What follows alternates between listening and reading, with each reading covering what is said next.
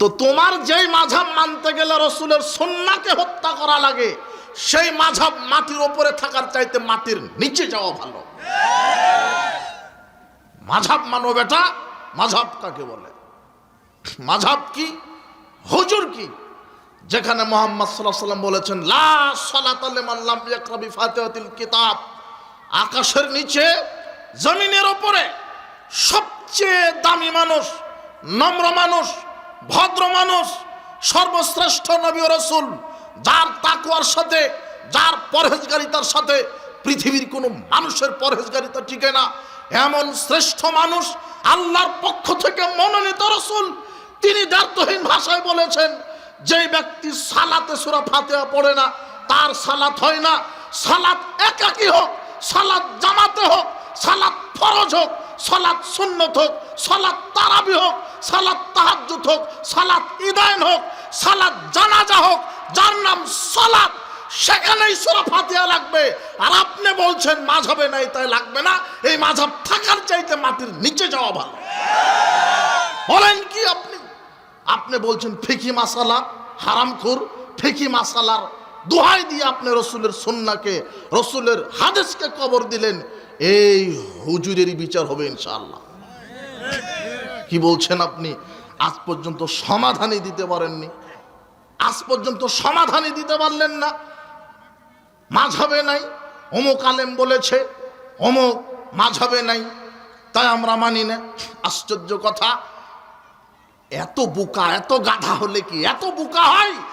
বলছে যে জানাজার সালাত 4 তাকবীর, প্রথম তাকবীর দিয়ে সানা পড়বেন, এরপরে দ্বিতীয় তাকবীর দিয়ে দরুদ, তৃতীয় তাকবীর দিয়ে মায়েতের জন্য দোয়া, চতুর্থ তাকবীর দিয়ে সালাম। মাওলানা সাহেব, প্রথম তাকবীর দিয়ে সানা পড়তে হবে, এটা কোন হাদিসের পাতাতে লেখা আছে? যেটা নাই সেটা যোগ করলেন, যেটা আছে সেটা বাদ দিলেন। আপনার চাইতে প্রতারক, চিটার, বাটপাড়ার কি হতে পারে? কোন নিয়মে, কোন পদ্ধতিতে, কোন সিস্টেমে? এটা হলো কি মানহাজ। যেমন বলা হলো আল্লাহর পক্ষ থেকে কোনো বিধান, এটা হলো শরীয়ত। মানুষের জীবন প্রণালী, ব্যবসা বাণিজ্য, চাকরি, কৃষি, ক্ষেত খামার, এগুলি মানুষের জীবন প্রণালী না? আপনি যে ব্যবসা করেন, এই ব্যবসার মূল নীতি আল্লাহ দিয়েছেন, কিন্তু ব্যবসাটা কিভাবে করবেন ওটা হলো মানহাজ। আল্লাহ বিধান দিয়েছেন চুরি করলে হাত কেটে দাও, এটা কার বিধান? হ্যাঁ, আল্লাহর বিধান, তাই না? কোরআনে বলছে যে চুরি করলে কি কেটে দাও? হাত কেটে দাও। এখন কি পরিমাণ চুরি করলে হাত কাটা লাগবে আর কোন পর্যন্ত কেটে দেওয়া লাগবে, এটা হলো মানহাজ। চুরি করলে হাত কেটে দাও, এটা হলো শরীয়ত। এটা কার পক্ষ থেকে আসছে? কিন্তু কি পরিমাণ? একটা লোক একটা গাছ থেকে একটা আম চুরি করেছে, এই জন্য তার হাত কেটে দিবেন না? পরিমাণ আছে। রাসূল সাল্লাল্লাহু আলাইহি ওয়াসাল্লাম বলছেন 1 দিরহামের চতুর্থাংশ পরিমাণ যদি কেউ চুরি করে, বর্তমান বাজার মূল্যে 6 থেকে 7-8 হাজার টাকা, এই পরিমাণের দ্রব্য যদি চুরি করে, তার পেশাটা যদি চুর হয়, তাহলে চুরের হাত কেটে দাও। এখন হাত কেটে দাও, কোন পর্যন্ত কাটবেন? এই পর্যন্ত? কোন পর্যন্ত? কোন পর্যন্ত? কবজি পর্যন্ত। এটা হলো মানহাজ। কথা বুঝেননি মনে হয়? কিভাবে কাটবেন, কোন পদ্ধতিতে কাটবেন, এটা হচ্ছে মানহাজ। তাহলে মানহাজ হলো চলার পথ, পদ্ধতি। বলেন তো কি? পথ, পদ্ধতি। আপনি কিভাবে চলবেন? মানুষের জীবনের মানহাজ হচ্ছে ব্যাপক অর্থবোধক শব্দ। মানুষের জীবনের যা কিছু আছে সব কিছুকে কন্ট্রোল করে হলো মানহাজ। সব কিছু, সব কিছু। আপনার ঈমান, আকিদে, তাওহীদ, আমল, আখলাক, ব্যবসা, অর্থনীতি, সমাজনীতি, রাজনীতি, শিক্ষানীতি, সব কিছুকে নিয়ন্ত্রণ করে কে? মানহাজ। বুঝেন ভালো করে। একজন মানুষের সার্বিক জীবনে ও যা কিছু করতে চাচ্ছে সব কিছুকে নিয়ন্ত্রণ করে একটা জিনিস, সেটা কি? মানহাজ। মানহাজ।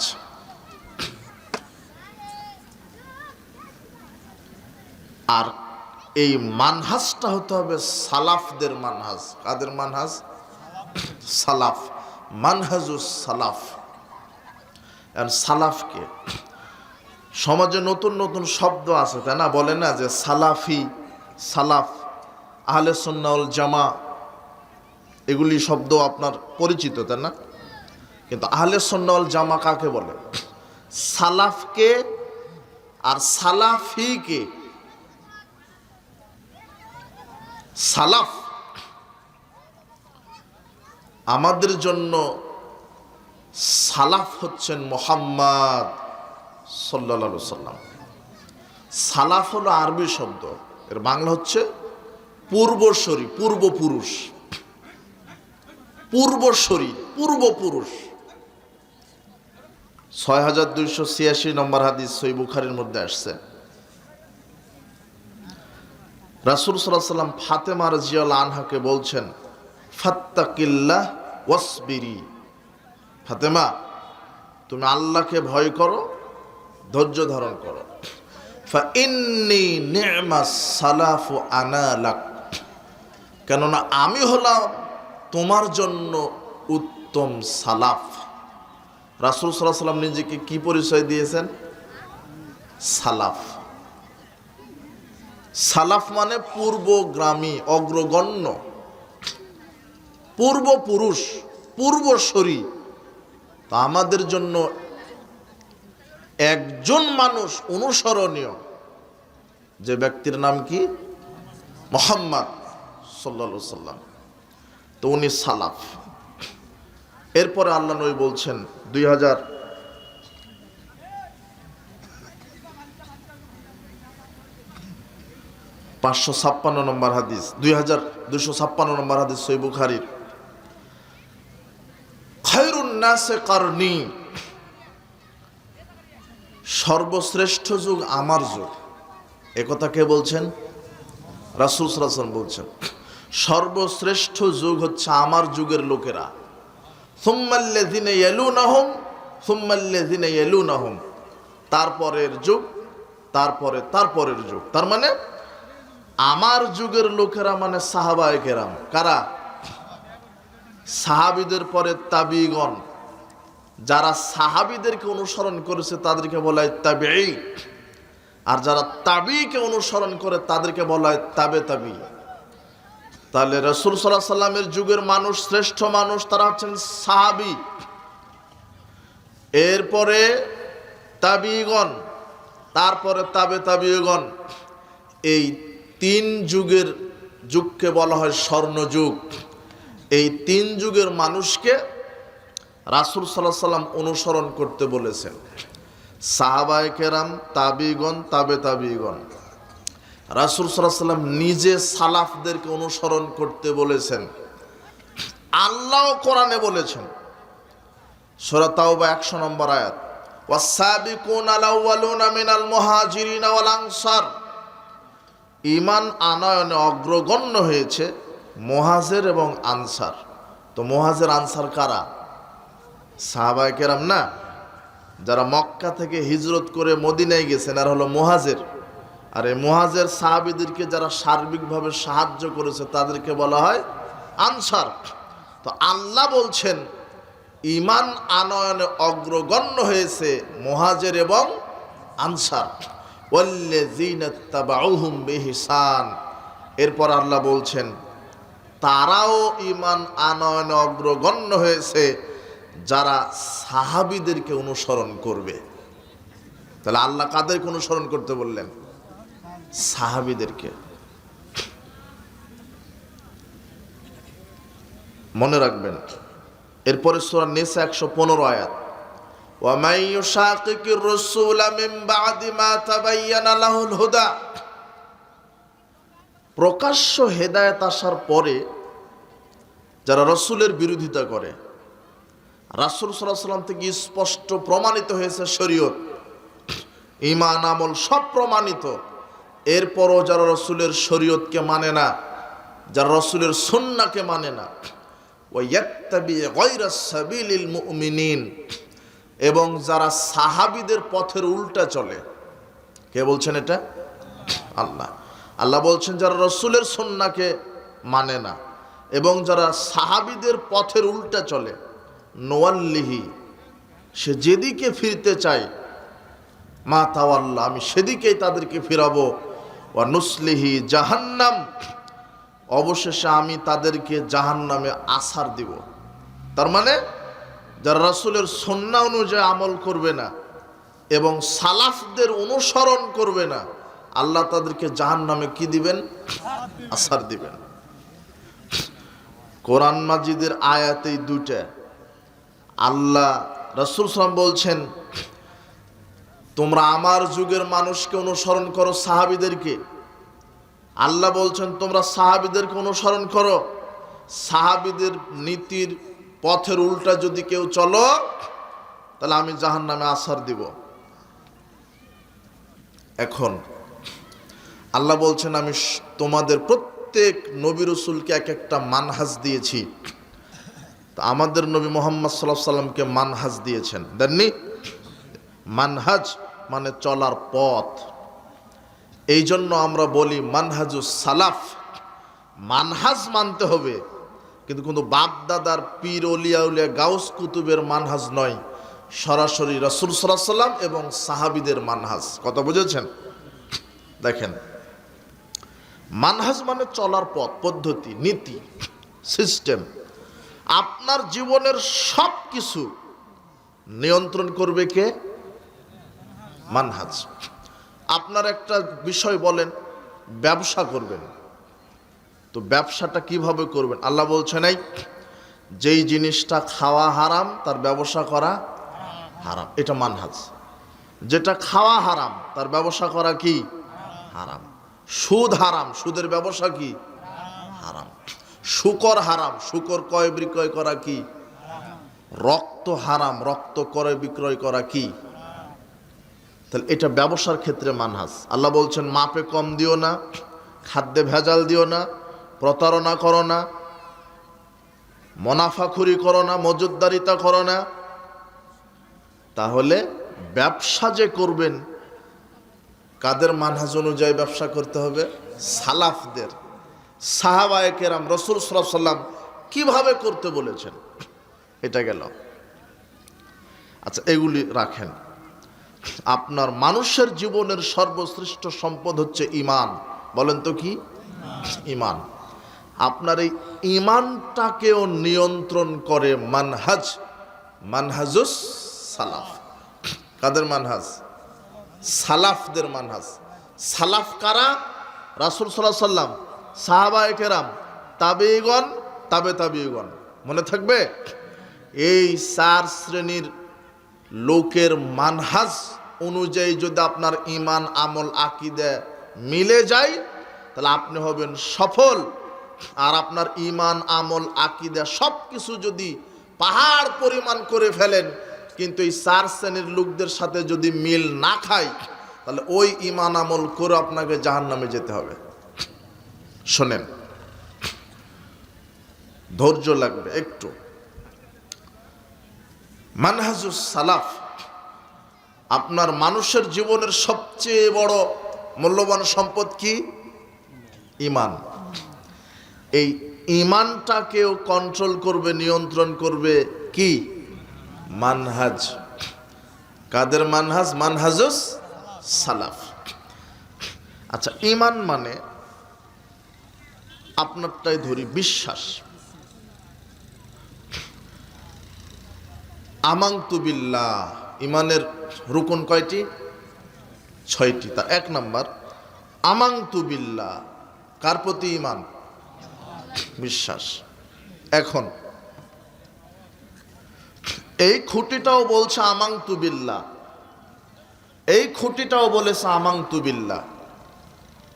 ঈমান কিন্তু দুজনে ঈমান এনেছে কার উপরে? আল্লাহর উপরে। দুজনে ঈমানদার না? ঈমানদার। এখন এর ঈমান হচ্ছে আমানতু বিল্লাহ, আমি আল্লাহর প্রতি বিশ্বাস স্থাপন করছি। কেমন? আল্লাহ সর্বত্র বিরাজমান। এ বলছে আল্লাহ নিরাকার। আর এই খুঁটি বলছে আমানতু বিল্লাহ, আল্লাহ সর্বত্র বিরাজমান নন, আল্লাহ আরশের সমুন্নত।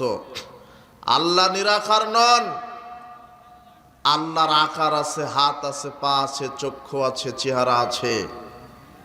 আচ্ছা, দুজনেই তো আমানতু বিল্লাহ বলেছে, বুঝেননি মনে হয় কথা? দুজনেই আমানতু বিল্লাহ, কিন্তু দুজনার আমানতু বিল্লাহর মধ্যে ইমানে কারোটা ত্রুটি আছে, কারোটা শুদ্ধ আছে। যে কোনো একটা তো শুদ্ধ হবে, কথা বুঝেন?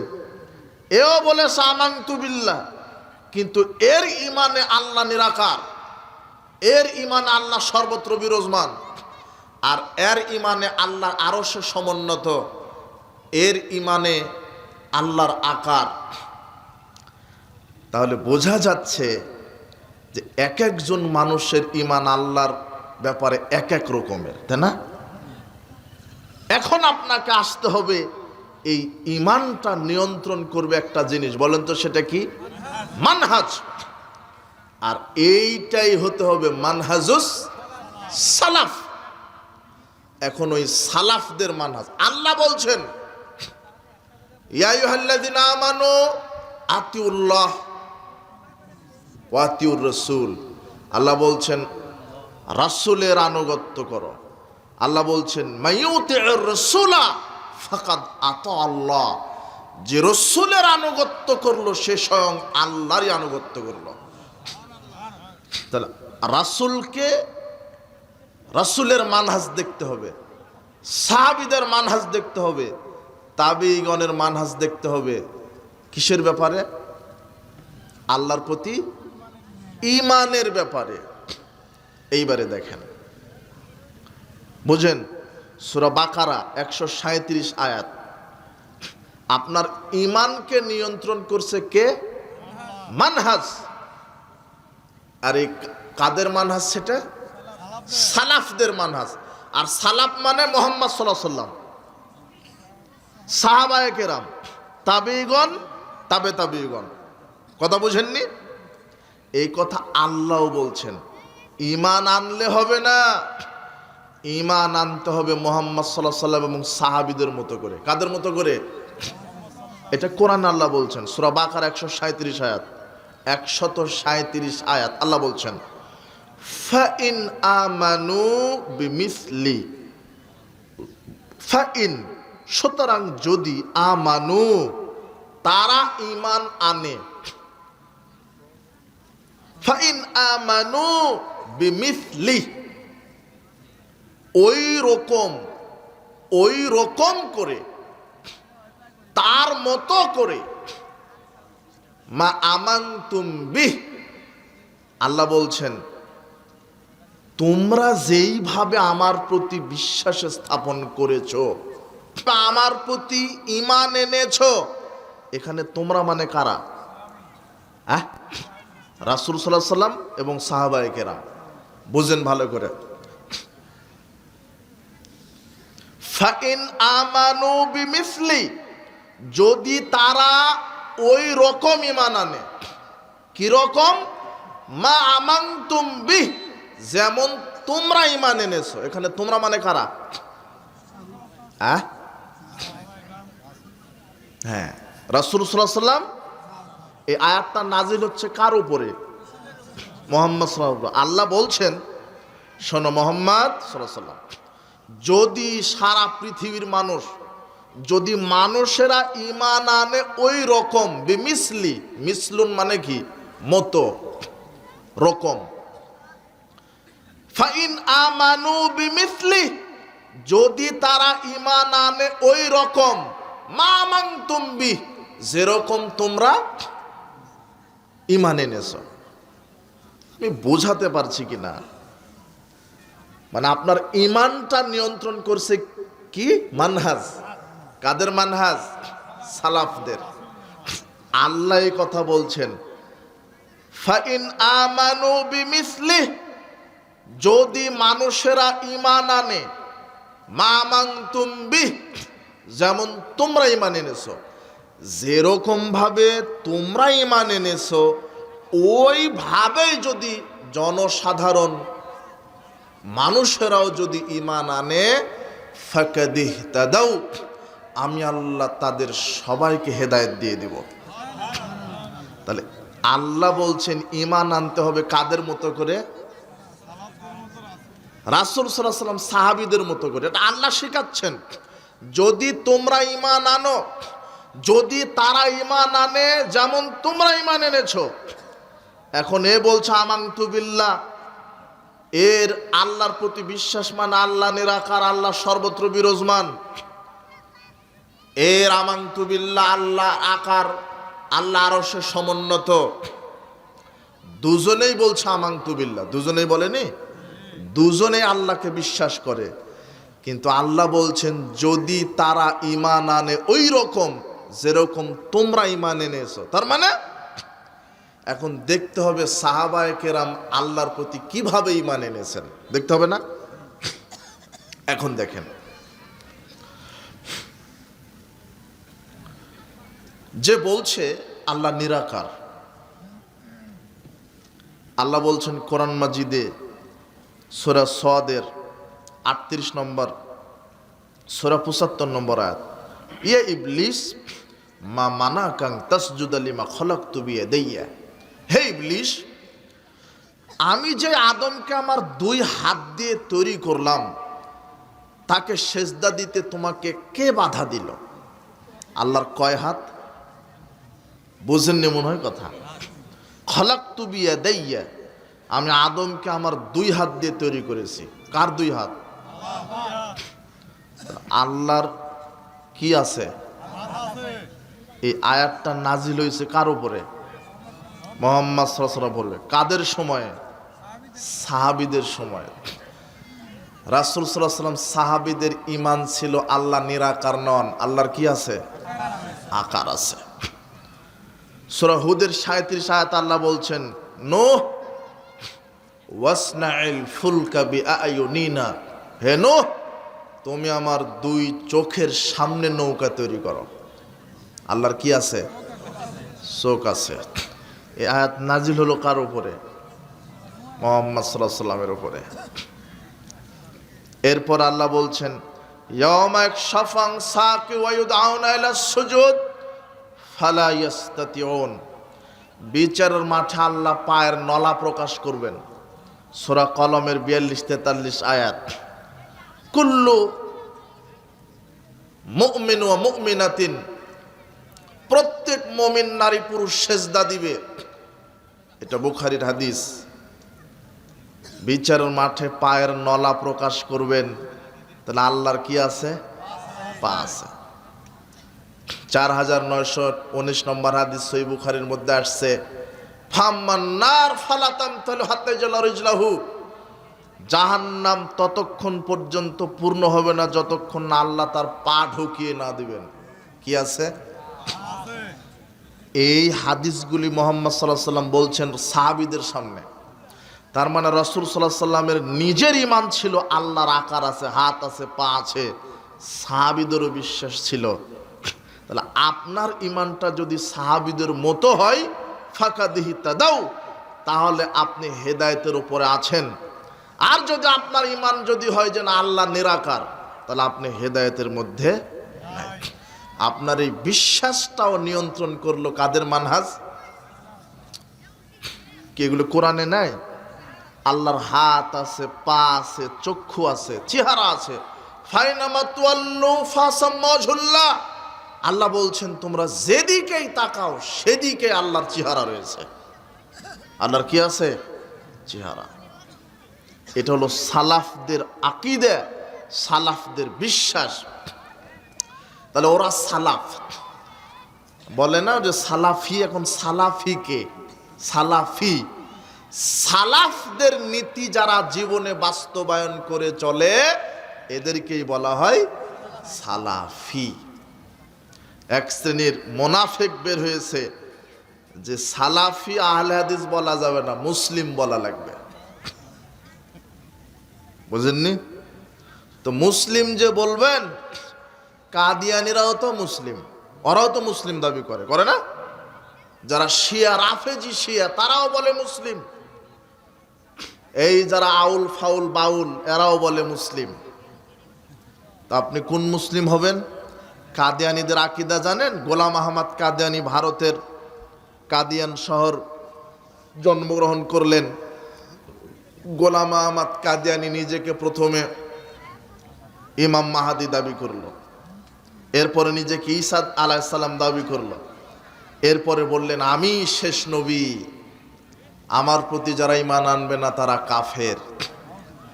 কাদিয়ানিদের আকীদা গোলাম আহমদ কাদিয়ানি শেষ নবী, তারা মুসলিম। তো আপনি কাদিয়ানি মুসলিম হবেন না। কাদিয়ানিদের আকীদা কি? আল্লাহ ভুল করে, আল্লাহ সঠিক করে, আল্লাহ স্ত্রীর সাথে সহবাস করে, আল্লাহ সালাত আদায় করে, আল্লাহ সিয়াম পালন করে। কাদিয়ানিদের আকীদা বর্তমান মুসলমানেরা যে কোরআন মানে, কোরআন হলো মিথ্যে কোরআন। গোলাম আহমদ কাদিয়ানি নিজে একটা কোরআন লিখেছেন যার নাম হলো কিতাবুল মুবিন, 20 পারায়, ওটা পড়তে হবে। কাদিয়ান শহরকে তারা মক্কা মদিনার চাইতে পবিত্র মনে করে।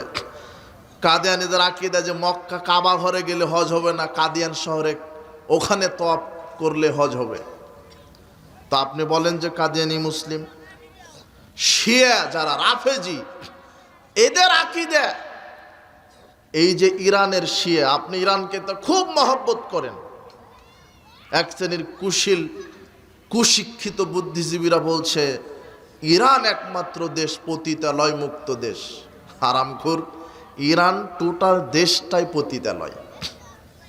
ইরানের শিয়ারা মোতা বিবাহকে রাষ্ট্রীয়ভাবে জায়েজ ঘোষণা করেছে। মোতা বিবাহ বুঝেন? ঠিক আছে, চুক্তি বিবাহ। আপনি চট্টগ্রামে 1 সপ্তাহের জন্য গেছেন ব্যবসার জন্য, ওখানে একজন নারীকে 1 সপ্তাহের জন্য বিবাহ করে ভোগ করে আসার সময় তালাক দিয়ে চলে আসবেন। আবার আরেক শহরে গেছেন, ওখানে 10 দিন থাকবেন, একটা নারীকে বিবাহ করে তালাক দিয়ে চলে আসবেন। এটা হলো মোতা বিবাহ বলে। রাসূল সাল্লাল্লাহু আলাইহি ওয়াসাল্লাম বিদায় হজের ভাষণে এই বিবাহকে হারাম করেছেন। তো যেই দেশে এরকম ঠিকা বিবাহ জায়েজ, সেই দেশে আলাদাভাবে পতিতালয় লাগবে না? গোটা দেশটাই পতিতালয়। শোনেন, এই ইরানি রাফেজিদের শিয়াদের আকীদা আসলে মুহাম্মদ সাল্লাল্লাহু আলাইহি সাল্লামের নবী হওয়ার যোগ্যতা ছিল না। নবী হওয়ার যোগ্যতা ছিল আলীর। কিন্তু আল্লাহ জিবরিলকে সূরা আলাকের 5 আয়াত দিয়ে বলছেন তুমি আলীর ওপরে নাজিল করো। জিবরাইল নাকি চিনতে পারেনি কে মুহাম্মদ কে আলী, ভুল করে মুহাম্মাদের উপরে আয়াত নাজিল করেছে, তাই ভুলে মুহাম্মদ নবী হয়ে গেছে। এটা আপনার ইরানের শিয়া রাফেজিদের আকীদা। তো ওরাও তো মুসলিম দাবি করে, তো আপনি কি রাফেজি মুসলিম হবেন? কথা বুঝেননি মনে হয়। ওরা বলে বর্তমান মুসলমানের যে কোরআন মানে কোরআন বিকৃত কোরআন, ঈমান থাকবে না। তাহলে আপনি কোন মুসলিম হবেন? যারা কবর পূজারী, মাজার পূজারী, কবরে সেজদা দেয়, মাজারে সেজদা দেয়, যাদের আকীদা পীর কবরে জীবিত থেকে ভালো মন্দ করতে পারে, এরাও মুসলিম দাবি করে, করে না? তা আপনি কবর পূজারী, মাজার পূজারী মুসলিম হবেন? আজকে মুসলমানেরা বিভিন্ন দলে খণ্ড বিখণ্ড হয়ে গেছে। তার মানে আমি মুসলিম, আমি হিন্দু, ইহুদি, খ্রিস্টান, বৌদ্ধ, মজুসি, অন্য বিধর্মীদের সামনে আমি পরিচয় দেব মুসলিম, কিন্তু আমি মুশরিক, বেদাতি, কবর পূজারী, মাজার পূজারী, কাদিয়ানি, রাফেজিদের সামনে আমি পরিচয় দিব আমি জাতিতে মুসলিম, আকীদাতে সালাফি। মনে থাকবে? আমি জাতিতে কি? মুসলিম। আকীদাতে কি? সালাফি। আহলে হাদিস শব্দটা এটা একটা আন্দোলন। আহলে হাদিস শব্দটা শুনবে তো বেদাতীদের অন্তরে কম্পন সৃষ্টি হয়ে যাবে। আহলে হাদিসের পরিচয় দেওয়াটাই জিহাদ। বলছিলাম আপনার ঈমানটাকে নিয়ন্ত্রণ করছে কাদের মানহাজ? সালাফদের। এরপর দেখেন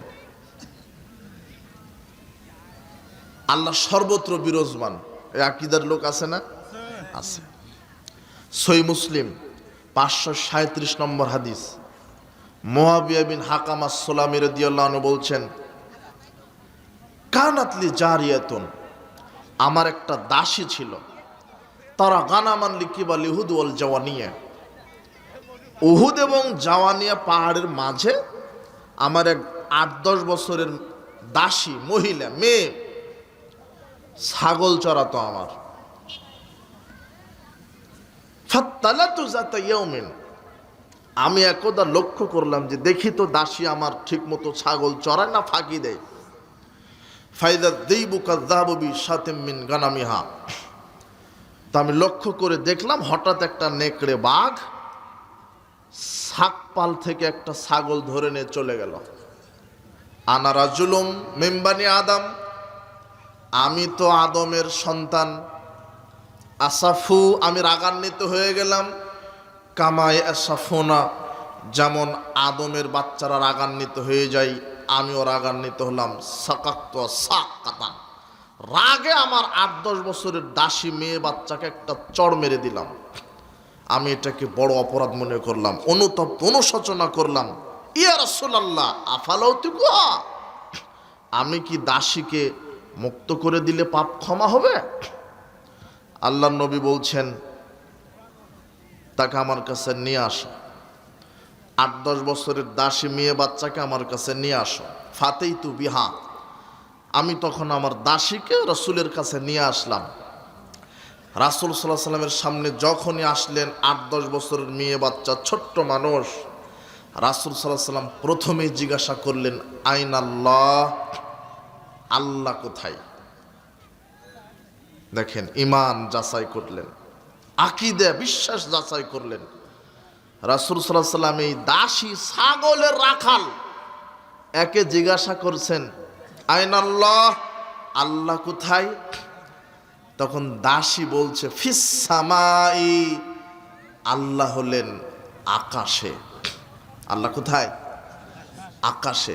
আরবিতে ফি মানে আলা শব্দ ব্যবহার হয় আকাশের উপরে।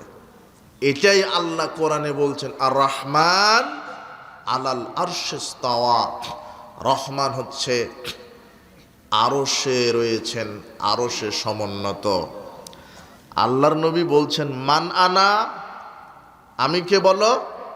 আনতা রাসূলুল্লাহ। 8-10 বছরের মেয়ে ছাগলের রাখাল, সে বলছে আপনি আল্লাহ রসুল। আল্লাহ নবী বলছেন আরে ফাইন্না মুমিনা, এ তো মুমিনা নারী, একে মুক্ত করে দাও।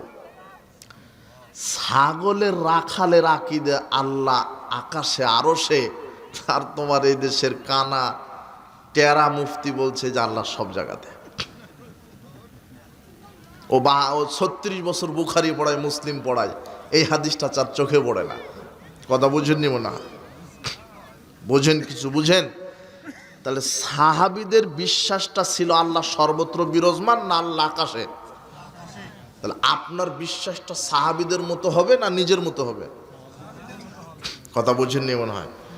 আল্লাহ এই কথা বলছেন ফাইন আমানু বিমিসলি, যদি তারা ওই রকম ঈমান আনে, মা আমানতুম বিহ, যেমন তোমরা ঈমান এনেছো, অর্থাৎ সাহাবায়ে কেরাম যেভাবে ঈমান এনেছে ওইভাবে যদি তারাও ঈমান আনে, আমি তাদেরকে হেদায়েত দিয়ে দিব।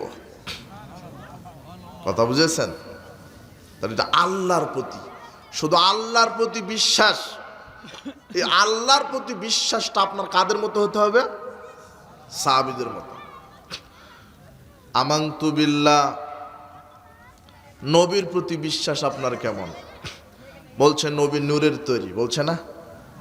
নবী গায়েব জানে, নবীকে সৃষ্টি না করা হলে কিছু সৃষ্টি করা হতো না। আমি ওই দিকে আর যাব না, শুধু এতটুকুন বোঝালাম, ইমানের ব্যাপারে বোঝালাম। আপনার ইমানটা কাদের মতো হতে হবে? সালাফদের মতো। এই কথা কে বলছেন? যদি তোমরা ইমান আনো, যদি তারা ইমান আনে ওই রকম যেমন তোমরা ইমান এনেছো, তার মানে আমাদের ইমানটা সালাফদের মতো হতে হবে, তাহলে আমরা হব হেদায়েত প্রাপ্ত। তাহলে আমার ইমানটাকে কন্ট্রোল করলো কাদের মানহাজ? সালাফদের। ইমানের পরে কি? আমল। ইমানের পরে কি? আল্লাহর প্রতি, নবীর প্রতি, পরকাল, জান্নাত, জাহান্নাম, এই যে ইমানের রুকুনগুলি বিশ্বাস স্থাপন করলেন। ইমানের পরেই ইসলামে কার জায়গা? আমলের। আমল ছাড়া ইমানের মূল্য আছে?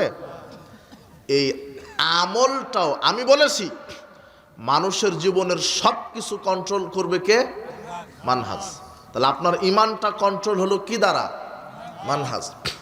এরপর আমলটাও কন্ট্রোল হবে কি দ্বারা? মানহাজ। কাদের মানহাজ? কোন ওলিয়া উলিয়া গাউস কুতুব? আর আল্লাহ বলছেন তোমরা ওইভাবে ইমান আনো, ওইভাবে আমল করো যেভাবে কারা করেছেন? সালাফগণ। এখন দেখেন আমল, আমল করতে গিয়ে মানহাজ দেখতে হবে। আবার বলেন কাদের মানহাজ? সালাফদের। যে কোনো আমল করতে গেলে 5টা সূত্র মনে রাখবেন। কয়টা? 5টা। এই মানহাজটা যদি আপনি না বুঝেন, আপনি কোরআন অনুবাদ করতে পারবেন না, হাদিস বুঝতে পারবেন না। আগে আপনাকে ইমানটা বুঝালাম, আপনার ইমানটা কন্ট্রোল করলো কাদের মানহাজ? সালাফ। এখন আমল বুঝাবো একটু। আমল, আর আমল করতে গেলে 5টা জিনিস দেখবেন। কয়টা? 5টা।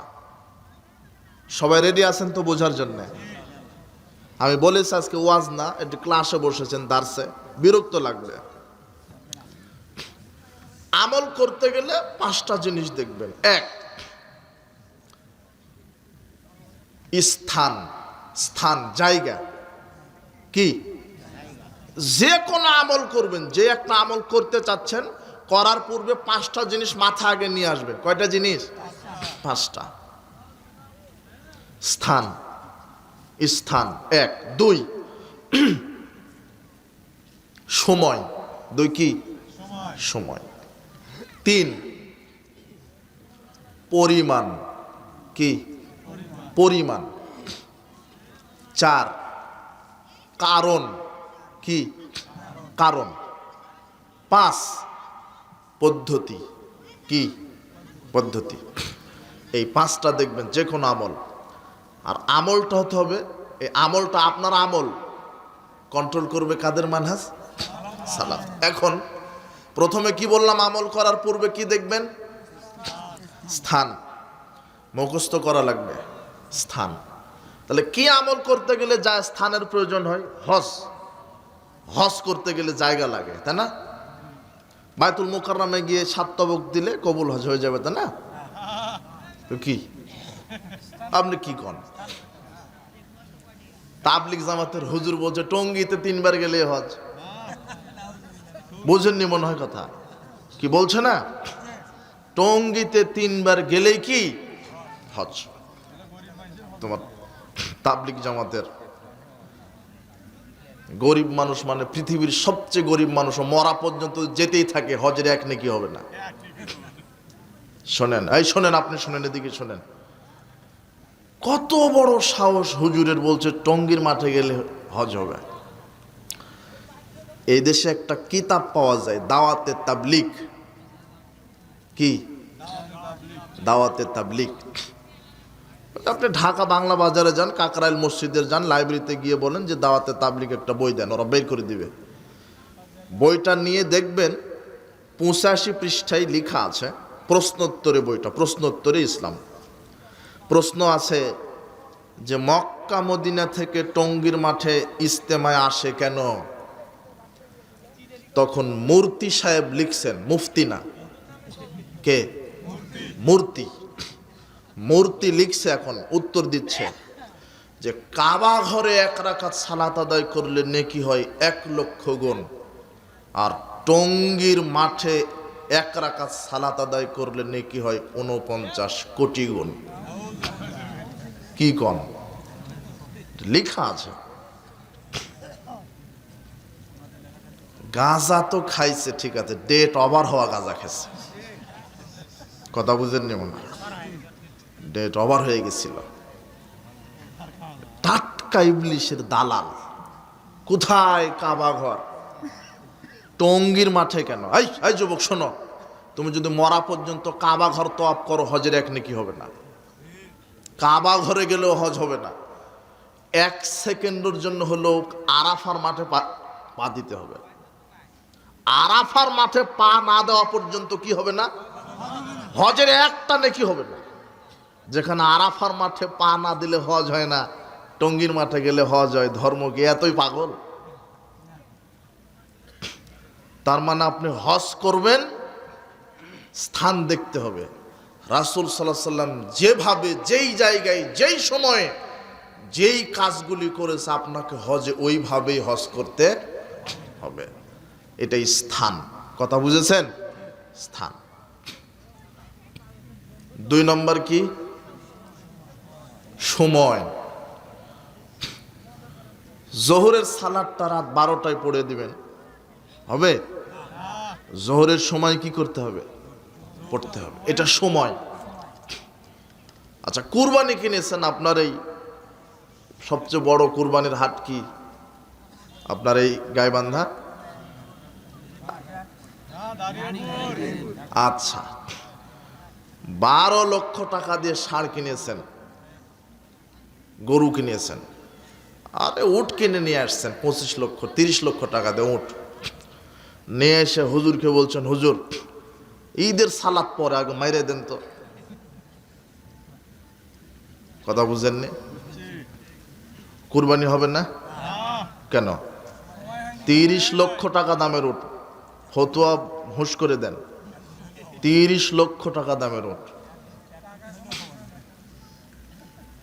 মারা লাগতো কখন? সময় না, ঈদের সালাতের পরে। মাইরে দিছেন কখন? এখন বুঝেছেন কি সময়? তাহলে একটা আমল করবেন, ওর সাথে কি সম্পৃক্ত? সময়।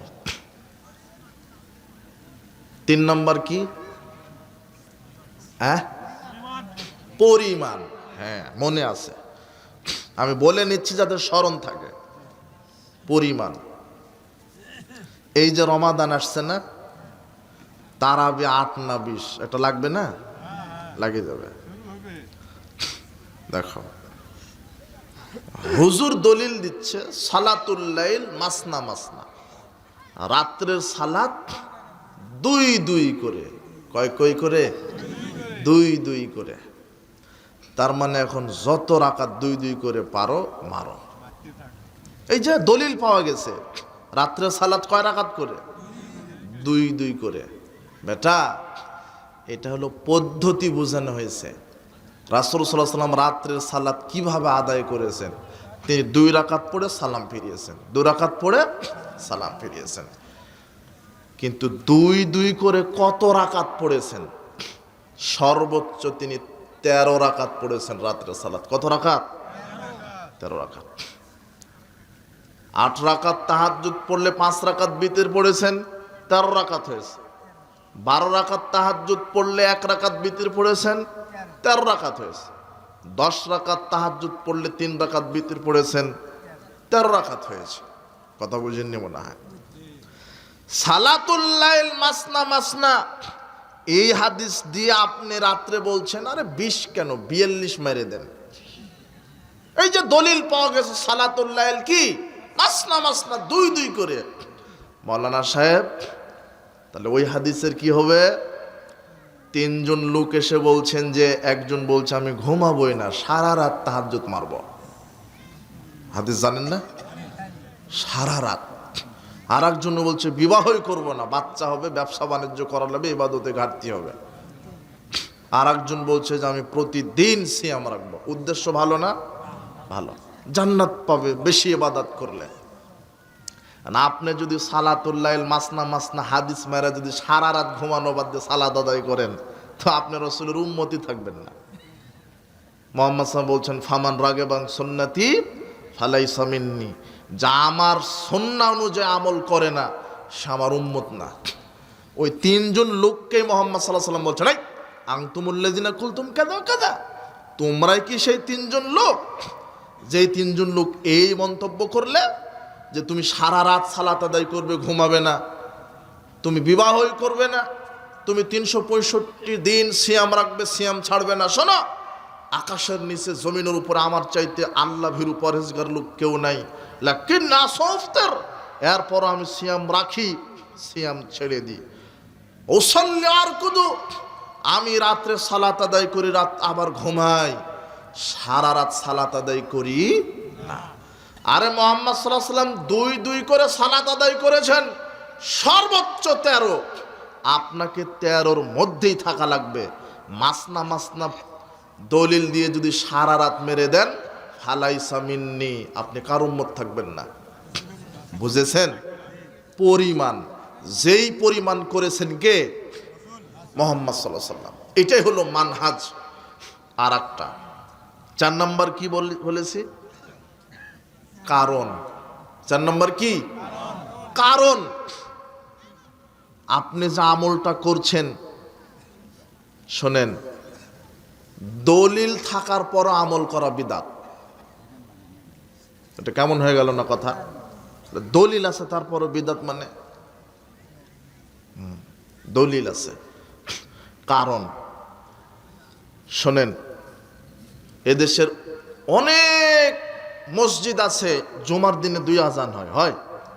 হ্যাঁ, এদের দলিলও আছে, কিন্তু দলিল নাই যে ওসমান রাদিয়াল্লাহু আনহু 2 আজান দিয়েছেন। শোনেন, এর আকীদা ঠিক আছে কিন্তু মানহাজটা ঠিক নেই। মানহাজ, যে আমলটা করবেন কাদের মানহাজ দেখতে হবে?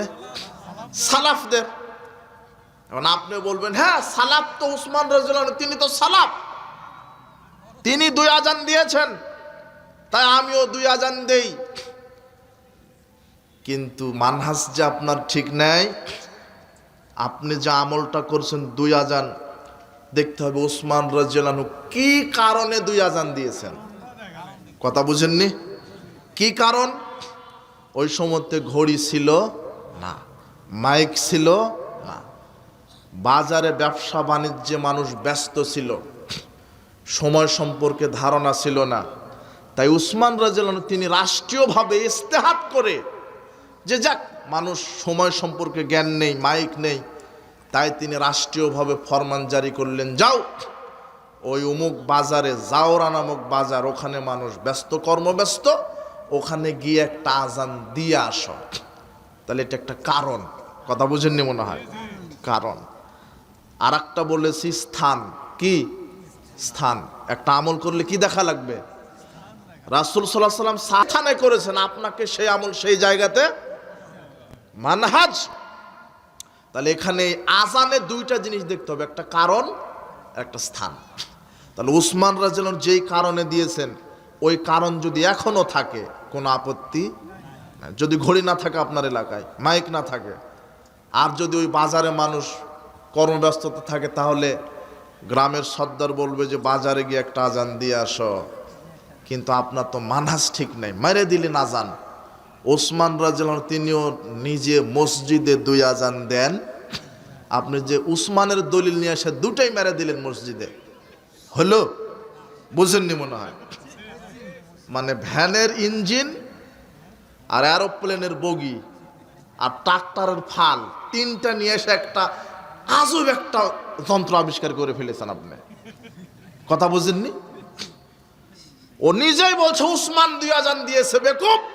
উসমান রাদিয়াল্লাহু আনহু কি কারণে দিয়েছেন আর কোথায় দিয়েছেন, সারা জিন্দেগিতে যদি আপনাকে আমি সময় দিই, তাহলে উসমান রাদিয়াল্লাহু আনহুর জিন্দেগিতে আপনি প্রমাণ করতে পারবেন না তিনি 2 আজান মসজিদে দিয়েছেন।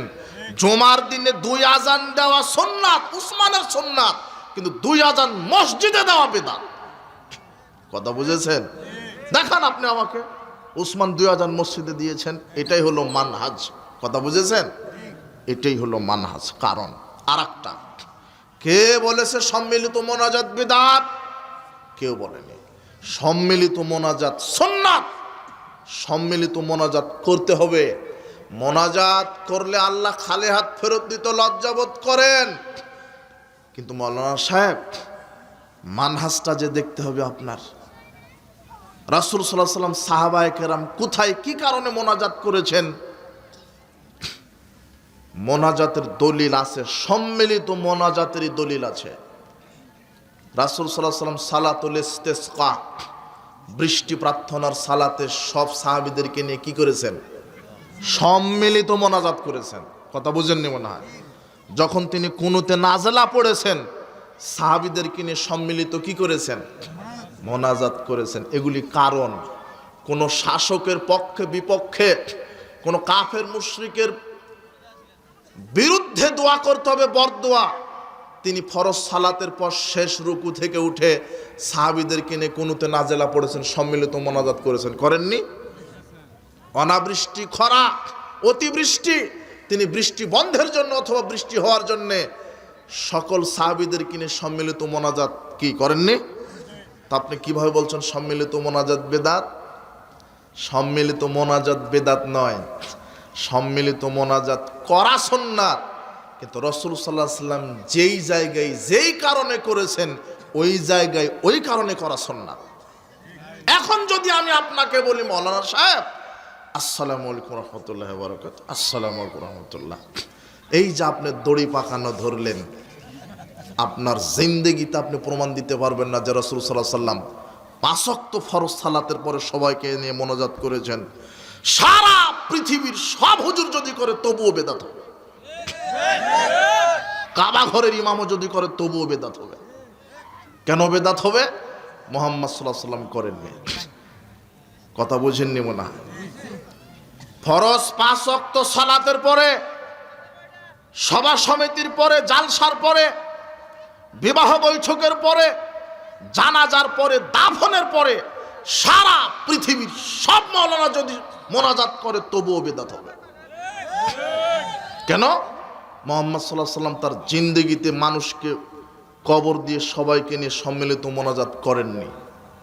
মুহাম্মদ সাল্লাল্লাহু আলাইহি ওয়াসাল্লাম বিবাহ বৈঠক শেষে সবাইকে নিয়ে মোনাজাত করেননি। মুহাম্মদ সাল্লাল্লাহু আলাইহি ওয়াসাল্লাম 5 ওয়াক্ত ফরজ সালাতের পরে সবাইকে নিয়ে সম্মিলিত মোনাজাত করেননি। আপনি করলেন কেন? আপনি মানহাজটা বুঝতে পারেননি। মোনাজাত ব্যক্তিগত ব্যাপার। বলছে যে সালাতের পরে মোনাজাত না দিলে তৃপ্তি হয় না। আশ্চর্য কথা। তার মানে ও সালাতটা যে কি বুঝেইনি, ও সালাতটা যে কি বুঝেনি, সালাতে কি বললো বুঝেনি। আরে সালাতটাই তো মোনাজাত। সালাতটাই কি? সালাত মানেই প্রার্থনা করা। সালাত হলো আরবি, বাংলা কি? প্রার্থনা। আপনি আল্লাহকে ডাকবেন, আল্লাহর কাছে কিছু বলবেন, এই জন্যই তো সালাত। কিন্তু আপনি তো বুঝতে পারেননি। সহিহ বুখারীর 405 নম্বর হাদিস, লাগাতার কয়েকটা হাদিস আসছে, 405, 406, 416। রাসূল সাল্লাল্লাহু বলছেন, হাদিসটা লক্ষ্য করেন, ইন্না আহাদাকুম ইযা কামা ফিস সালাতি, নিশ্চয় তোমাদের কেউ যখন তার সালাতে দাঁড়ায়, ফা ইন্নাহু ইউনাজি রাব্বাহু, সে তখন তার প্রভুর সাথে মোনাজাত করে। মানুষ কখন মোনাজাত করে? মানুষের নীতি উল্টা। মুহাম্মদ সাল্লাল্লাহু আলাইহি ওয়াসাল্লাম বলছেন মানুষ সালাতে মোনাজাত করে, আর ওই বেকুব সালাত শেষে মোনাজাত করে। কথা বুঝেননি মনে হয়। মুহাম্মদ সাল্লাল্লাহু আলাইহি সাল্লাম শরীয়ত দিয়ে গেলেন, 1500 বছর হয়ে গেল, এই পর্যন্ত সমাধান হলো না যে জানাজার সালাতে সূরা ফাতিহা লাগবে কি লাগবে না। তাহলে এই দেশে এত মুফতি, মাওলানা, মুহাদ্দিস, এরা থেকে কি করলো? এদের থাকার চাইতে মাটির নিচে যাওয়া ভালো। তোমার আরাক হুজুর বলছে রাফালাইদান করতে হবে, হাদিসে আছে বিশ্বাস করি। পায়ের সাথে পা লাগাতে হবে, হাদিসে আছে বিশ্বাস করি। আমিন বলার হাদিস, হাদিসে আছে বিশ্বাস করি। বুকের ওপরে হাত বাঁধতে হবে, হাদিস আছে বিশ্বাস করি, কিন্তু আমাদের মাঝহাবে নাই, তাই আমরা মানতে পারি না। একেবারে টাটকা বলদ, বলদের বলদ। তো তোমার যেই মাঝহাব মানতে গেলে রসুলের সুন্নাহকে হত্যা করা লাগে, সেই মাঝহাব মাটির ওপরে থাকার চাইতে মাটির নিচে যাওয়া ভালো। মাঝহাব মানো বেটা। মাঝহাব কাকে বলে? মাঝহাব কি, হুজুর কি? যেখানে মুহাম্মদ সাল্লাল্লাহু আলাইহি ওয়াসাল্লাম বলেছেন লা সালাতা লিমান লাম ইয়াকরা বিফাতিহাতিল কিতাব, আকাশের নিচে জমিনের উপরে সবচেয়ে দামি মানুষ, নম্র মানুষ, ভদ্র মানুষ, সর্বশ্রেষ্ঠ নবী ও রাসূল, যার তাকওয়ার সাথে, যার পরহেজগারিতার সাথে পৃথিবীর কোনো মানুষের পরহেজগারিতা টিকে না, এমন শ্রেষ্ঠ মানুষ আল্লাহর পক্ষ থেকে মনোনীত রাসূল, তিনি দ্ব্যর্থহীন ভাষায় বলেছেন, যে ব্যক্তি সালাতে সূরা ফাতিহা পড়ে না তার সালাত হয় না। সালাত একাকী হোক, সালাত জামাতে হোক, সালাত ফরজ হোক, সালাত সুন্নত হোক, সালাত তারাবি হোক, সালাত তাহাজ্জুদ হোক, সালাত ঈদাইন হোক, সালাত জানাজা হোক, যার নাম সালাত, সেখানেই সূরা ফাতিহা লাগবে। আর আপনি বলছেন মাযহাবে নাই তাই লাগবে না। এই মাযহাব থাকার চাইতে মাটির নিচে যাওয়া ভালো। বলেন কি আপনি? আপনি বলছেন ফিকি মাসালা হারামখোর, ফিকি মাসালার দোহাই দিয়ে আপনি রসুলের সুন্নাহকে, রসুলের হাদিসকে কবর দিলেন। এই হুজুরেরই বিচার হবে ইনশাআল্লাহ। কি বলছেন আপনি? আজ পর্যন্ত সমাধানই দিতে পারেননি, আজ পর্যন্ত সমাধানই দিতে পারলেন না। মাযহাবে নাই, অমুক আলেম বলেছে, অমুক মাযহাবে নাই, তাই আমরা মানি না। আশ্চর্য কথা, এত বোকা, এত গাধা হলে কি এত বোকা হয়? বলছে যে জানাজার সালাত 4 তাকবীর, প্রথম তাকবীর দিয়ে সানা পড়বেন, এরপরে দ্বিতীয় তাকবীর দিয়ে দরুদ, তৃতীয় তাকবীর দিয়ে মায়েতের জন্য দোয়া, চতুর্থ তাকবীর দিয়ে সালাম। মাওলানা সাহেব, প্রথম তাকবীর দিয়ে সানা পড়তে হবে, এটা কোন হাদিসের পাতাতে লেখা আছে? যেটা নাই সেটা যোগ করলেন, যেটা আছে সেটা বাদ দিলেন। আপনার চাইতে প্রতারক, চিটার, বাটপাড়ার কি হতে পারে? মুহাম্মদ সাল্লাল্লাহু আলাইহি ওয়াসাল্লাম বললেন ফাতিহা ছাড়া সালাত হবে না, আর আপনি ফাতিহায় বাদ দিলেন। আর যেখানে সানা লাগবে না, জানাজার সালাতে সানা লাগে না, সানাটা ঢুকালেন। আবার আর এক বেকুব বলছে, এই বেকুবের বেকুব, গাধার বাচ্চা গাধা বলছে যে জানাজার সালাত তো এটা দোয়া, তাই সূরা ফাতিহা পড়ে না। হারামখোর, সূরা ফাতিহার চাইতে শ্রেষ্ঠ দোয়া পৃথিবীতে কি হতে পারে? তোমাকে আবার ক্লাস 1-এ ভর্তি হতে হবে, তুমি আবার আনাকুম জানাকুম পড়ো। তুমি পেশাব পায়খানায় শিখনি, তুমি মুফতি হলে কেন? তোমাকে কে মুফতি হতে বলেছে? জানাজার সালাত দোয়া, তো সূরা ফাতিহার চাইতে উত্তম দোয়া কি হতে পারে? শ্রেষ্ঠ আয়াত আছে সূরা ফাতিহাতে, ইহদিনাস সিরাতাল মুস্তাকিম। সূরা ফাতিহার চাইতে শ্রেষ্ঠ দোয়ার কি হতে পারে? তুমি সূরা ফাতিহা বাদ দিলে। আল্লাহ আপনাকে শরীয়তের সঠিক বুঝ দান করুন। উপস্থিত বৈঠকের মুসলিম দিনী ভাই বোন, মানহাজ না বোঝার কারণে আজকে শরীয়ত ভুল ব্যাখ্যা দিচ্ছে আলেমেরা। সম্মিলিত মোনাজাত ফরজ সালাতের পরে, সভা সমিতির পরে, জালসার পরে, দাফনের পরে, জানাজার পরে মুহাম্মদ সাল্লাল্লাহু আলাইহি ওয়াসাল্লাম করেননি, করতে বলেননি, আমাকেও করতে হবে না। তিনি কোথায় সম্মিলিত মোনাজাত করেছেন? সালাতুল ইস্তিসকা, কুনুতে নাজেলা, সেখানে করেন। এটাই হলো মানহাজ। যেই আমল, যেই কারণে, যেই জায়গায়, যেই সময়ে, যেই পরিমাণ মুহাম্মদ সাল্লাল্লাহু আলাইহি ওয়াসাল্লাম করেছেন, ওই আমল, ওই কারণে, ওই পরিমাণে, ওই জায়গায়, ওই সময়ে করাটাই হচ্ছে রসুলের ইত্তেবা। কথা বুঝেছেন? আপনার বুঝের 5 পয়সা ইসলামের কাছে দাম নাই। আপনার বুঝ অনুযায়ী ইসলাম চলবে না, আপনার নীতিতে, আপনার আদর্শ ইসলাম চলবে না। মুহাম্মদ সাল্লাল্লাহু আলাইহি ওয়াসাল্লামের নীতি, মুহাম্মদ সাল্লাল্লাহু আলাইহি ওয়াসাল্লামের আদর্শে ইসলাম চলবে। কথা বুঝেছেন? এখানে আর একটা কথা বলি, মানুষ যে শরীয়ত বুঝবে এই বুঝটাও বুঝতে হবে কাদের মানহাজ অনুযায়ী। বুঝ কোনো কিছু বোঝা, আমি কিছু বুঝবো, কোরআনের আয়াত পড়ে হাদিস পড়ে বুঝবো, এই বুঝটা কাদের মতো হতে হবে? বুঝ।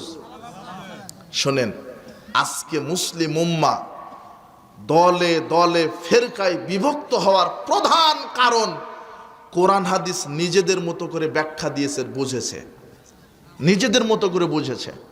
নিজেদের মতো করে বোঝার কারণে আজকে মুসলিম উম্মাহ ভেঙে খান খান টুকরা টুকরা হয়ে গেছে। আমি যে কোরআনটা বুঝবো, আয়াতটা বুঝবো, হাদিসটা বুঝবো কাদের মতো করে? কিন্তু আমার মতো করে যদি আমি বুঝি তাহলে আমি পথভ্রষ্ট হয়ে যাব। আমার বুঝটাও নিয়ন্ত্রণ করবে কাদের মানহাজ? দেখেন, আমাদের দেশে পীরের ব্যবসা আছে না, খানকা মাজার আছে না? এই যে পীর বলে না পীর ধরা ফরজ, আছে, কথা আছে। পীরের মুরিদ না হলে হেদায়েত হবে না, পীরের সুপারিশ ছাড়া জান্নাত হবে না। বলে না যে মোহাম্মদী আল্লাহ, এরকম লোক আকীদার লোক নাই? এদের দলিল কিন্তু কোরআনে আছে। পীর ধরা যে ফরজ, এটা কোথায় আছে? কোরআনে আছে। এবং সমাজে কিছু সুফির লোক আছে, সুফি মারফতি লোক আছে। মারফত মানে যারা পীরতন্ত্রে বিশ্বাসী, কথা বুঝেছেন? আহলে সুন্নাল জামা, আহলে হাদিস ব্যতীত পৃথিবীতে যত ইসলামিক দল আছে প্রায় সুফি রোগে আক্রান্ত। সুফি একটু আপনি বোঝার জন্য রেডি আছেন তো? আচ্ছা, সুফিজম। সুফিদের জনক হচ্ছে বায়েজিদ বোস্তামি। কে? বায়েজিদ বোস্তামি। বায়েজিদ বোস্তামিকে তো আপনি খুব ভক্তি করেন, তাই না? বায়েজিদ বোস্তামি বলে যে আল্লাহর ওলি না, ও হলো শয়তান, ইবলিশের ওলিও। বায়েজিদ বোস্তামি 260 হিজরিতে মারা গেছে। বায়েজিদ বোস্তামি বলছে, তলাবতুল্লাহ সিত্তিনা সানা, আমি 60 বছর আল্লাহকে খুঁজেছি, আমি কোথাও পাইনি। ফাইজা না হুয়া, এখন আমি নিজেই আল্লাহ। কথা বুঝেছেন? এই সুফিদের, এই মারফত, এই পীরতন্ত্রের জনক হচ্ছে কে? বায়েজিদ বোস্তামি। এদের আকীদা যে মোহাম্মদী আল্লাহ, আকার কি নিরাকার সে রব্বানা, আহমাদ আহাদ হলে তবে যায় জানা, মিমের ওই পর্দা তীরে উঠে দেখ রে মন, দেখবি সে তাই বিরাজ করে আহাদ নিরঞ্জন। আল্লাহর নাম আহাদ আর মোহাম্মদের নাম আহমদ, তো মিমটা ডিলিট করে দেন, কি হয়ে গেল? আহাদ। তাহলে আল্লাহ আহাদ, মোহাম্মদও কি আহাদ। এই মারফতে যারা বিশ্বাসী এরা আল্লাহ আর মোহাম্মদের মধ্যে কোনো পার্থক্য খুঁজে পায়, যারা পীরতন্ত্রে বিশ্বাসী। আর এরাই বলে প্রকৃত পীর হচ্ছে আল্লাহ, প্রকৃত গুরুই হচ্ছে আল্লাহ। এই যে কিছুদিন আগে এক বাউল শয়তান বলল না যে আমরা নাচি কেন? আল্লাহ নাচতে বলেছে, কুল আউযু বি রব্বিন নাস মালিকিন নাস ইলাহিন নাস। এই বাউলদের আকীদা কি জানেন? বাউলদের আকীদা, এই বাউল আবিষ্কার করেছে, বাউলদের প্রথম আবিষ্কারক শ্রী চৈতন্যদেব, ভারতের হরিয়ানা রাজ্যের আবিষ্কার হয়। আর বাংলাদেশের মূল প্রচারক হচ্ছেন কুষ্টিয়ার সেউরিয়া গ্রামের লালন শাহ। এই লালন শাহ বাংলাদেশে এটা ছড়িয়েছে। এই বাউলদের আকীদা, আদর্শ হচ্ছে সমাজে যৌনতা ছড়ানো। এদের গানে, এদের আদর্শে, ভাষায় যৌনতা ছড়ানো এদের কাজ। বাউল লালন এই বাউলদের কাছে জাত গাত ধর্ম বর্ণ বলতে কিছু নাই। লালন তার গানে বলছে, যে যা ভাবে সেই যে হয়, রাম রহিম করিম কালা এক আড্ডা জগৎময়। মানে রাম রহিম একটাই, রামও আল্লাহর নবী, রহিমকে আল্লাহ। রাম উনিও আল্লাহ, মানে মূর্তি, দেবতা, সর্বেশ্বরবাদ। লালন গানে আছে দেখবেন, বাউলদের গানে, পাগল মন মন রে গুরু ভজনা, গুরু বিনে মুক্তি পাবে না, গুরু নামে আছে সুধা, যিনি গুরু তিনি খোদা। এটা লালনদের আকীদা, বাউলদের আকীদা। এই সুফি রোগে আক্রান্ত এই বাউল, এরা সমাজে যৌনতা ছড়ানো। শোনেন, বাউলদের আকীদা কি আর একটা জানেন? এই লালন মতবাদ যারা, লালন, অনেক কুশিক্ষিত লোক আছে বলে যে লালন গান গীতি না শুনলে তৃপ্তি আসে না। লালনদের একটা অনুষ্ঠান আছে, নাম হচ্ছে, তাদের অনুষ্ঠানের নাম হচ্ছে লতা সিদ্ধি। এই যুবক বলো তো কি লতা সিদ্ধি? তোমাকে ওর মুরিদ না হওয়া পর্যন্ত ভিতরের কথা বলবে না, আর আমাদের পড়াশোনা করেই কথা বলতে হয়।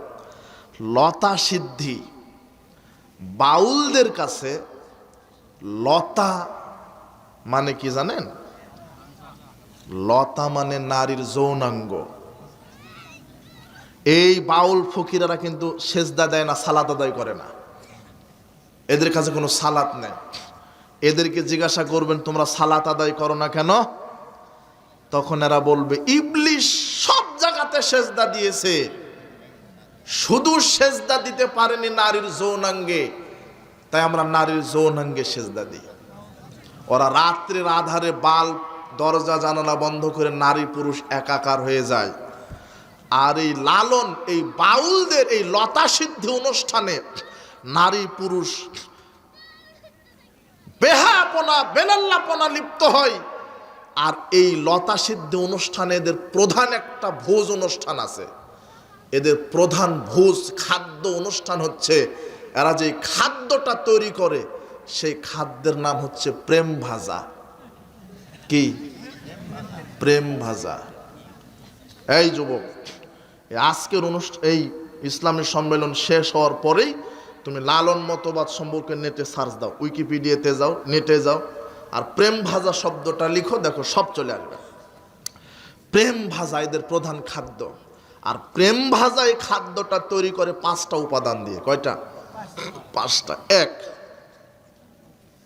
জব বা গমের আটা। 1 নম্বর কি?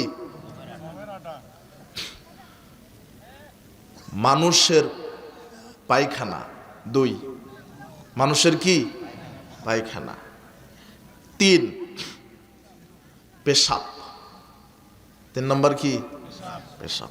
আর একটা কথা বলি আপনাকে, বাউল, এই বাউলের বাংলায় হলো পেশাব। বাউলের বাংলা কি? পেশাব। কথা বুঝেছেন? বা ওয়াউলাম, এই বাউল মানে বাউলুন, আরবিতে বাউলুন, বাউল মানে কি? পেশাব। মুত বুঝেন তো? মুত। এই গমের আটা, মানুষের পায়খানা, পেশাব। 4, পুরুষের বীর্য। 5, কুমারী নারীর রজ মানে মাসিকের রক্ত। এবার বুঝেছেন তো?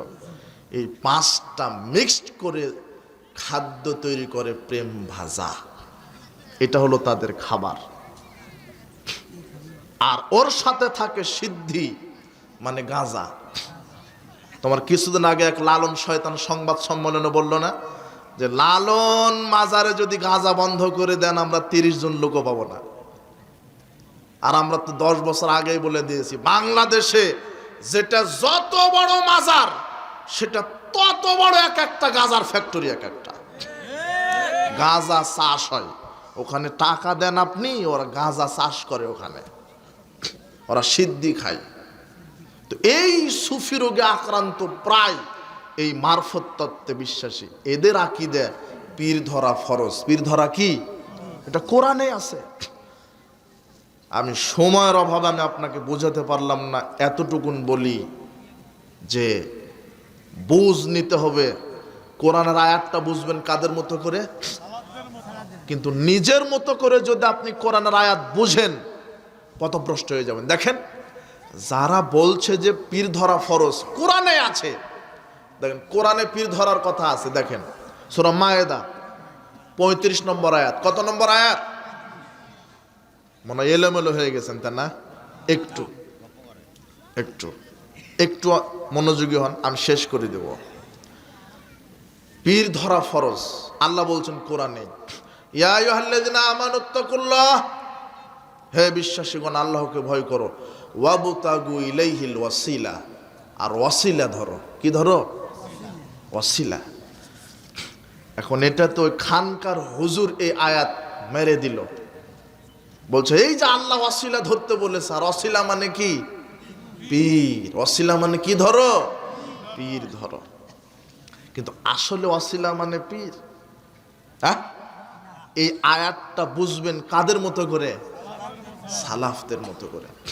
সালাফরা বলছেন ওয়াসিলা হচ্ছে আল্লাহর নৈকট্য অর্জনের মাধ্যম, সৎ কর্মের মাধ্যমে কার নৈকট্য অর্জন করা যায়। আচ্ছা, ওয়াসিলা মানে যদি পীর হয়, ভালো করে বুঝেন, এক সেকেন্ডের জন্য মেনে নিলাম ওয়াসিলা মানে কি? পীর। আচ্ছা, মুহাম্মদ সাল্লাল্লাহু আলাইহি সাল্লামের চাইতে শ্রেষ্ঠ মানুষ পৃথিবীতে আছে?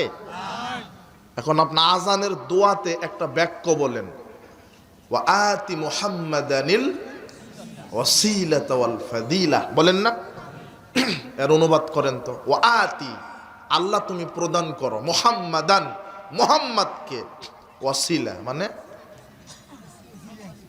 পীর। এক সেকেন্ডের জন্য আমি বলেছি, আল্লাহর কাছে বলছেন আল্লাহ তুমি মুহাম্মদকে একটা পীর দান করো। হলো ওয়াসিলা মানে নৈকট্য, তুমি মুহাম্মদ সাল্লাল্লাহু আলাইহি সাল্লামকে নৈকট্য প্রদান করো, তোমার নৈকট্যে পৌঁছে দাও। ওয়াসিলা মানে নৈকট্য। সালাত, সিয়াম, হজ, যাকাত, তাসবিহ, তাহলিল, দান, সাদাকা, এই সৎ কর্মর মাধ্যমে আল্লাহর নৈকট্য অর্জন করাটাই কি? ওয়াসিলা। এটাই হচ্ছে সঠিক ব্যাখ্যা। কিন্তু কোরআনের আয়াত, এই খানকার পাগড়িওয়ালা শয়তান আয়াত থেকেই বলছে, এই যে কোরআনে আল্লাহ বলছেন ওয়াসিলা মানে কি? ধরো।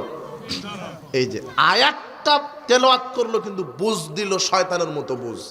কিন্তু এই বুঝ নিবেন, আমাকে আয়াত বুঝতে গেলেও কাদের মতো বুঝ নিতে হবে? 6502 নম্বর হাদিস। এবারে হাদিস থেকে দলিল দিচ্ছি যে যিনি গুরু তিনি আল্লাহ। হাদিস থেকে দেখেন, আমার মতো করে যদি বুঝি হাদিস, নিজের মতো করে যদি আপনি বুঝেন, আপনি পথভ্রষ্ট হয়ে যাবেন। দেখেন বুখারীর কত নম্বর হাদিস?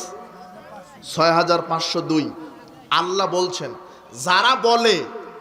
যারা বলে পীর ধরা ফরজ কোরআনে আছে, ওই যে দলিল দিল না, বোঝেন ভালো করে।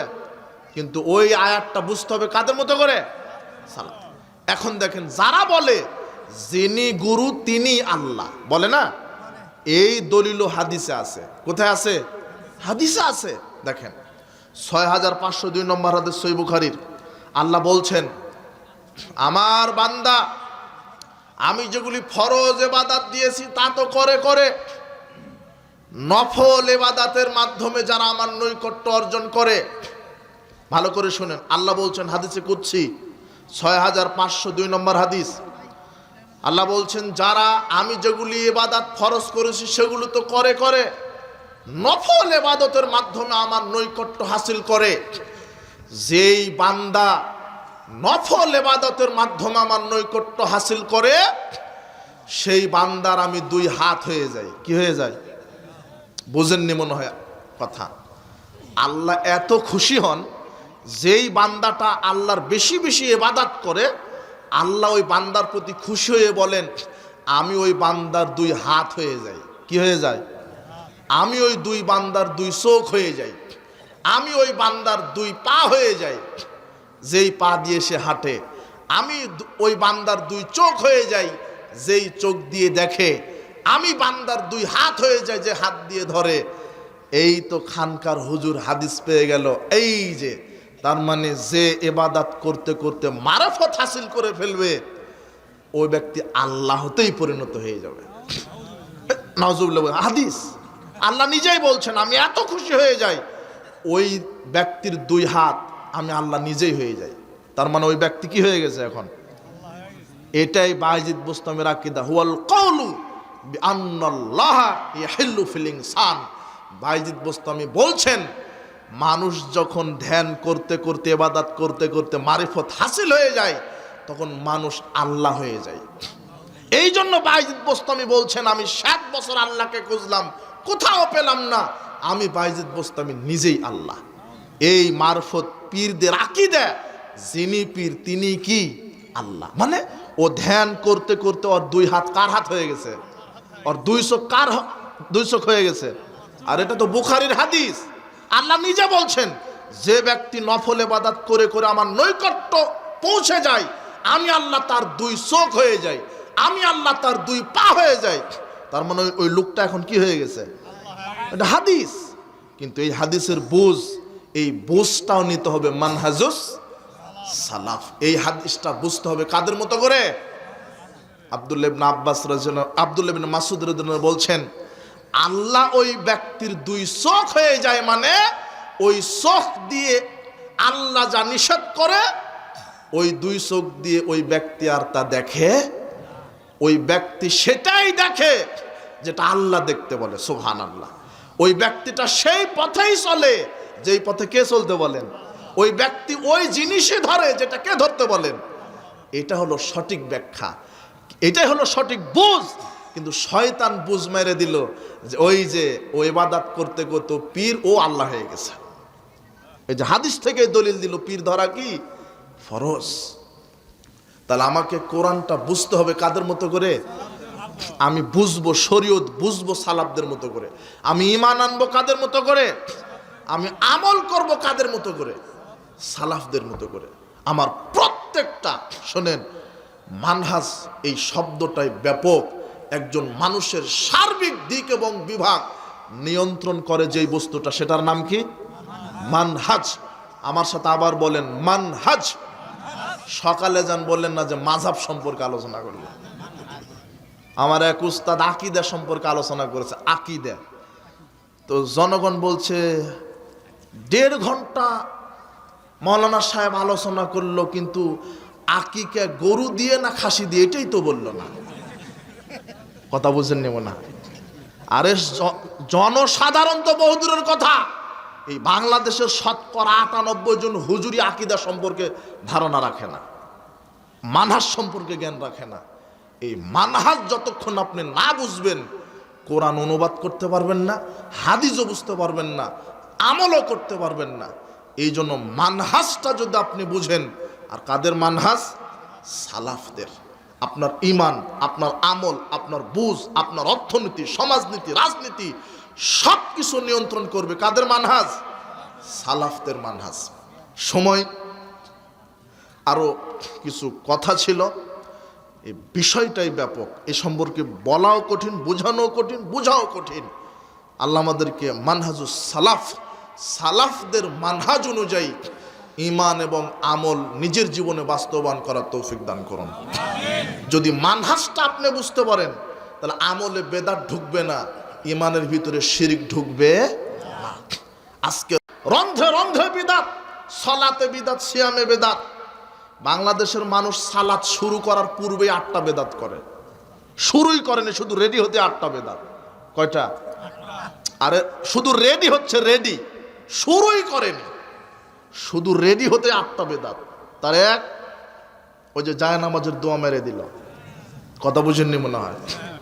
অত জায় নামাজের দোয়া বলে দোয়া পৃথিবীতেই নাই, কোন হাদিসের কিতাবে আরবিতে লেখাই হয়নি। বুঝেননি মনে হয়? ওটা কোরআনের আয়াত। এরপরে কি? মুখে নিয়ত বলে না, নাওয়াইতু, যে বলে না মুখে নিয়ত।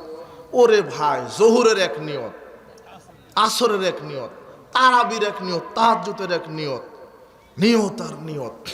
কিন্তু আরবিতে যে নিয়ত, এটা হাদিসের কিতাবে আরবিতে লেখাই হয়নি, হাদিসের কিতাবে নাই, নিয়ত মেরে দিল। কথা বুঝেননি? ইমাম সাহেব আলাদা আর একটা নিয়ত, আনা ইমামু হাদারা অমাইহাদুরুন, আমি উপস্থিত অনুপস্থিত সবার ইমামত শুরু করলাম। 4 নম্বর কি? বায়ের সাথে পাগড়ি পাচা শুরু করে, বায়ের সাথে পাগড়ি। বলছে যে পাগড়ি পরে 1 রাকাত সালাত, পাগড়ি বিহীন 70 রাকাতের সালাতের সমান, অথচ জাল কথা। 5 নম্বর বেদাত কি? আশহাদু আন্না মুহাম্মাদ রাসূলুল্লাহ বলছে সাল্লাল্লাহু আলাইহি ওয়াসাল্লাম। আল্লাহ নবী বলছেন ফাকুলু মিসলা মা ইয়াকুলু মুয়াজ্জিন যা বলে আজান ইকামতে তোমরা তাই বলো। আশহাদু আন্না মুহাম্মাদ রাসূলুল্লাহ এর জবাবে কি বলবেন? আশহাদু আন্না মুহাম্মাদ রাসূলুল্লাহ। এরপর আশহাদু আন্না মুহাম্মাদ রাসূলুল্লাহ 2 বৃদ্ধাঙ্গুলিতে চুমু দিয়ে চোখ মাসা করছে, এটা 6 নম্বর বেদাত। 7 নম্বর বেদাত কি? ওই মুয়াজ্জিন সাহেব ইকামত দেওয়ার পূর্বে বলছেন আপনারা উঠেন, কাতার সোজা করেন। কথা বুঝেননি মনে হয়, অথচ মুয়াজ্জিনের দায়িত্ব ইকামত দিবে। কথা বুঝেননি? ইকামত শেষ, এরপরে ইমাম সাহেব মুসল্লির দিকে মুখ ঘুরিয়ে বলবেন আকিমু সুফুফাকুম অতরাসু হাজা বাইনাল মানাকিব আসুদ্দুল খালাল। ওটা ইমামের দায়িত্ব, কাতার সোজা করা ঠিক করার দায়িত্ব কার? ইমামের। কিন্তু মুয়াজ্জিনে মেরে দিছে আগে। আর একটা কি বেদাত? ওটা কি 7টা হলো। ওই যে 4 আঙ্গুল ফাঁকা রেখে দাঁড়ায়, আদাত ফাঁকা রেখে দাঁড়ায়, সালাত শুরু করার পূর্বেই বেদাত। 8টা বেদাত করে, শুরু করেইনি, শুধু প্রস্তুতি নিতেই বেদাত। এই জন্য সাবধান, রন্ধ্রে রন্ধ্রে বেদাতে আমল ঢুকে গেছে। কোরআন মাজিদ তেলাওয়াত শেষে বলছে সাদাকাল্লাহুল আজিম।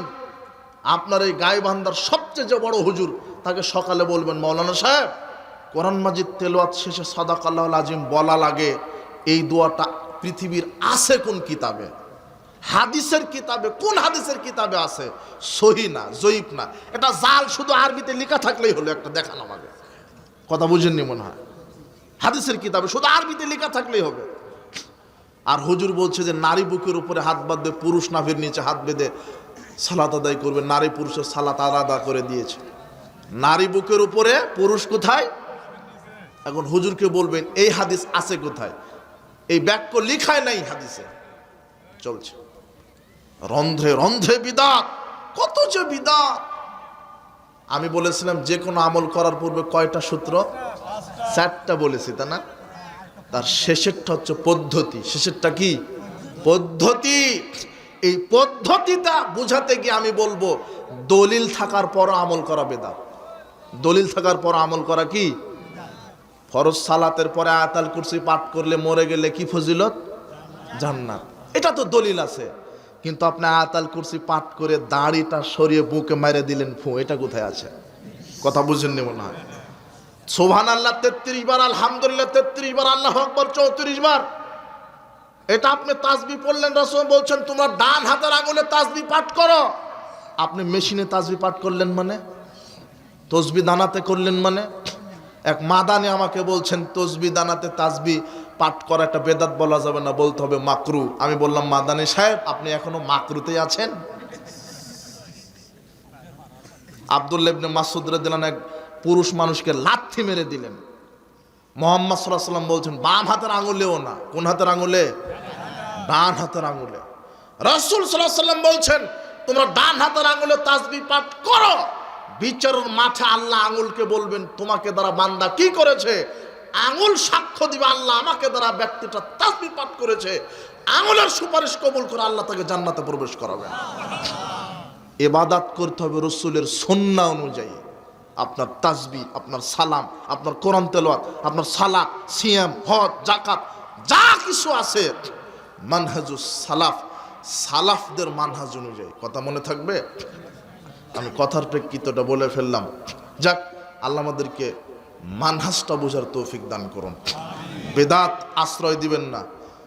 বাপ দাদার দোহাই দিয়ে, বড় আলেমের দোহাই দিয়ে, কোনো সংগঠনের দোহাই দিয়ে, অমুকের দোহাই দিয়ে বেদাত গাও জোয়ারি করে কায়েম রাখার চেষ্টা করেন না। বিশ্বাস করেন রাসূল সাল্লাল্লাহু আলাইহি ওয়াসাল্লাম যেটা করেননি, করতে বলেননি, সেটাতে কল্যাণ নাই, পাপ আছে, ক্ষতি আছে। আল্লাহ আপনাকে সঠিক বোঝার তৌফিক দান করুন। আমল করেই মানুষ জাহান্নামে যাবে, এই জন্য রাসূল সাল্লাল্লাহু আলাইহি ওয়াসাল্লাম সুন্নাহ অনুযায়ী আমল করার তৌফিক দান করুন। বারাকাল্লাহু ফিকুম, জাযাকুমুল্লাহ খায়ের। আল্লাহ আমাদেরকে কোরআন এবং সহিহ সুন্নাহ মেনে চলার তৌফিক দান করুন। আপনারা যারা এসেছেন আল্লাহ আপনাদেরকে কোরআন এবং সহিহ সুন্নাহ বোঝার এবং মানার তৌফিক দান করুন।